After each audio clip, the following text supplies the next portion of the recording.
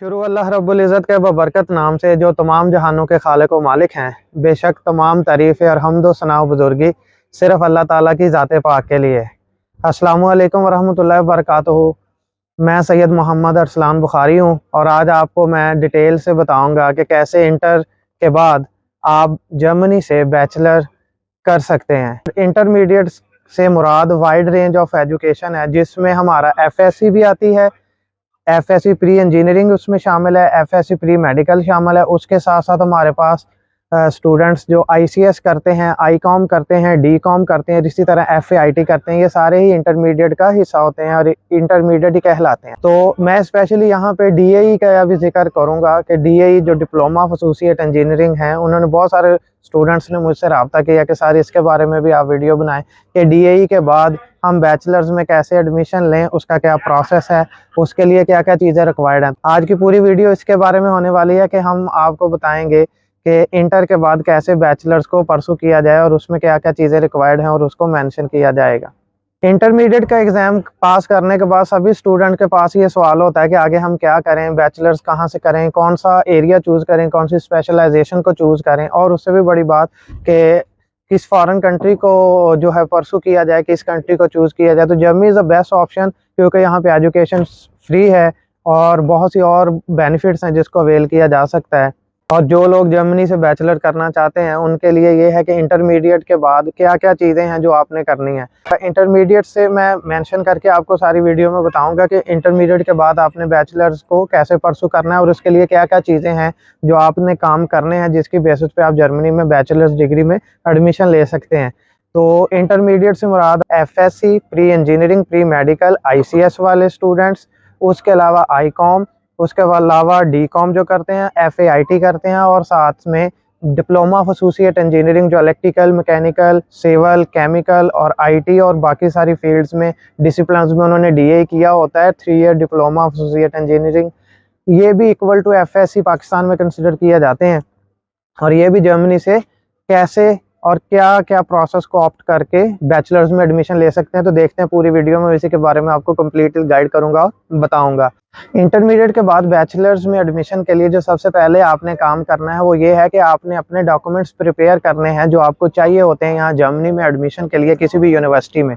तो उनमें जो सबसे पहली चीज़ है वो आपकी है मैट्रिक की सनद। मैट्रिक की सनद को आप अपने board of intermediate and secondary education से अटेस्ट करवाएंगे, जहां से आपको वो सनद मिली है जिस बोर्ड में आपने एग्जाम दे के वो मैट्रिक पास किया है। इसके बाद हमारा नेक्स्ट लेवल आता है इंटरमीडिएट का।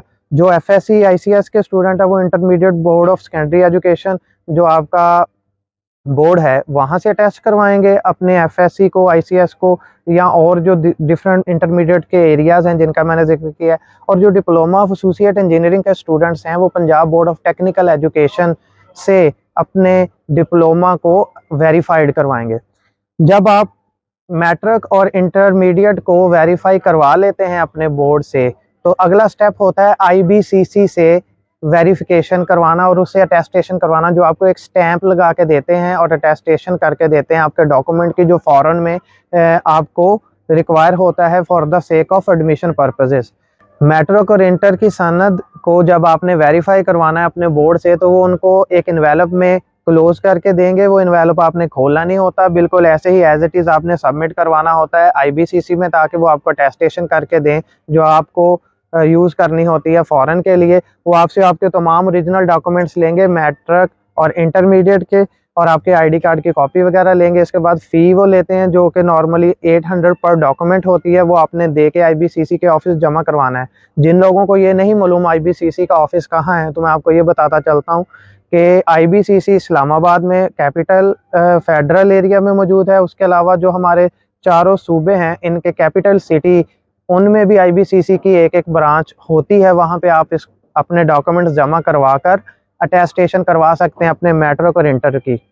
आपने इंटरमीडिएट और मैट्रिक की सनद को आईबीसीसी से अटेस्टेशन करवाने के बाद जो नेक्स्ट काम करना है वो ये है कि मिनिस्ट्री ऑफ फॉरेन अफेयर, जिसका ऑफिस पंजाब वाले स्टूडेंट्स के लिए लाहौर में मौजूद है और केपीके वाले स्टूडेंट्स के लिए पेशावर में, बलूचिस्तान वाले स्टूडेंट्स के लिए कोयटा में, और सिंध वाले स्टूडेंट्स के लिए कराची में मौजूद है। और फेडरल एरिया के जो लोग हैं उनके लिए इस्लामाबाद में भी ये सहूलत है कि वो मिनिस्ट्री ऑफ फॉरेन अफेयर के ऑफिस से अपने इन डॉक्यूमेंट्स को फिर अटेस्ट करवाएं।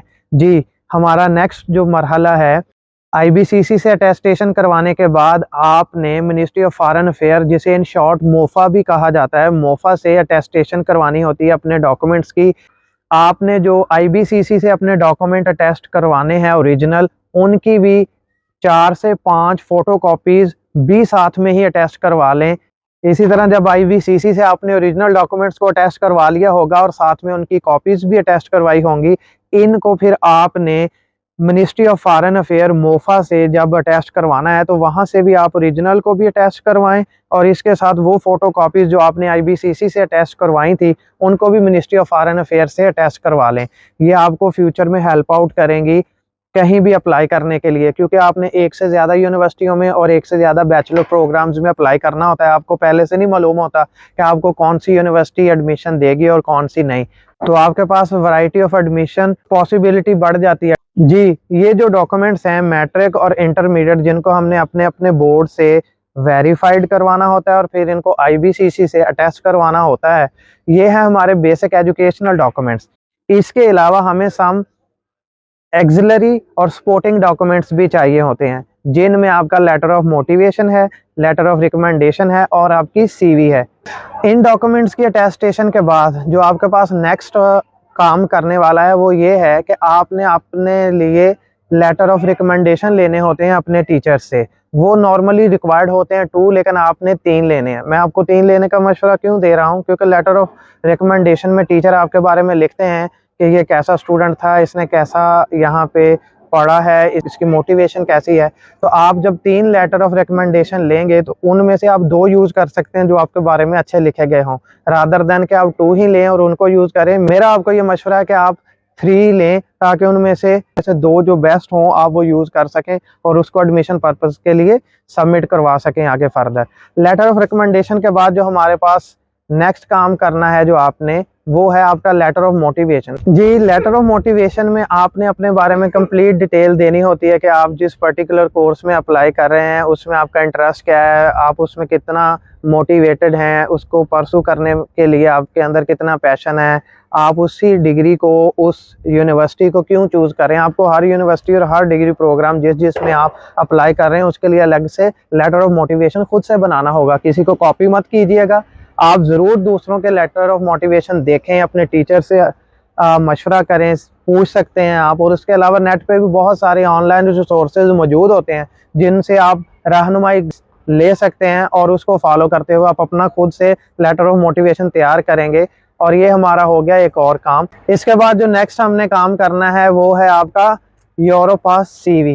यूरोपास सीवी यूरोप फॉर्मेट पे, जर्मनी के फॉर्मेट पे आपने एक सीवी बनाना होगा जिसमें आप अपनी कंप्लीट डिटेल्स देंगे। इसके अलावा अगर आपने कोई इंटर्नशिप वगैरह की है, जैसे डीएई के स्टूडेंट्स करते हैं हमारे यहाँ बहुत सारे, वो हर साल समर वेकेशंस में ट्रेनिंग्स करते हैं डिफरेंट इंडस्ट्रीज़ में। एफएससी वाले भी मे भी कुछ स्टूडेंट्स करते हों, कुछ नहीं करते होंगे। तो डीएई स्टूडेंट्स ट्रेनिंग्स करते हैं, उनके सर्टिफिकेट्स वो लगा सकते हैं साथ में और सीवी में उसको मेंशन करें। ये आपके केस को बहुत स्ट्रॉन्ग करेगा towards the admission in bachelors in Germany. तो इस चीज़ को भी आपने वहाँ पे ज़रूर ऑन करना है। और सीवी के बाद जो अगला प्रोसेस है जो आपने करना है, करने का काम सबसे अहम है, वो है जर्मन लैंग्वेज। जी हाँ, जर्मन लैंग्वेज के बगैर आपके पास ऑप्शंस बहुत रेयर हो जाती हैं एडमिशन्स के लिए बैचलर्स में। तो आपने जर्मन लैंग्वेज B1 तक और सम केसेस में B2 और सम केसेस में C1 तक रिक्वायर होती है। तो नॉर्मली होता यह है कि जब आप जर्मनी में अप्लाई करते हैं तो आपको यूनिवर्सिटीज़ कंडीशनल लेटर भी दे देती हैं कि आप यहाँ पे आके पहले C1 तक या B2 या B1 तक लैंग्वेज सीखेंगे, उसके बाद आपकी यूनिवर्सिटी क्लासेस स्टार्ट हो जाएंगी। लेकिन बहुत से स्टूडेंट्स, जैसे कि मेरे केस में था या मेरे कुछ और स्टूडेंट्स जो यहाँ पे आए हैं, उन्होंने A1 और A2 पहले अपने ही कंट्री से किया, उसके बाद उन्होंने यहाँ पे जर्मनी में बैचलर्स के लिए अप्लाई किया। तो उससे ये है कि आपको आपकी कम्युनिकेशन अच्छी हो जाती है, आप यहाँ पे आके भी इजीली सर्वाइव कर सकते हैं, क्योंकि शुरू में आपको जर्मन नहीं आती होगी तो काफ़ी मसाइल हो सकते हैं, आपको कम्युनिकेट करने में डिफ़िकल्टी होगी, कुछ चीज़ें लेनी हैं, खाना पीना और यहाँ के दीगर मामलात को डील करना है। तो A1 और A2 आप अपने home country like Pakistan, India और बांग्लादेश वाले अपने अपने कंट्री से करके आएँ तो वो ज़्यादा बेटर रहता है। और सम केसेस में बहुत सारे स्टूडेंट यहाँ आके भी कर लेते हैं, तो इसमें भी कोई हर्ज नहीं है, आप यहाँ पे भी कर सकते हैं। उसके बाद आपको up to your require level B1 या B2 या C1 तक अपनी लैंग्वेज कंप्लीट करना होती है।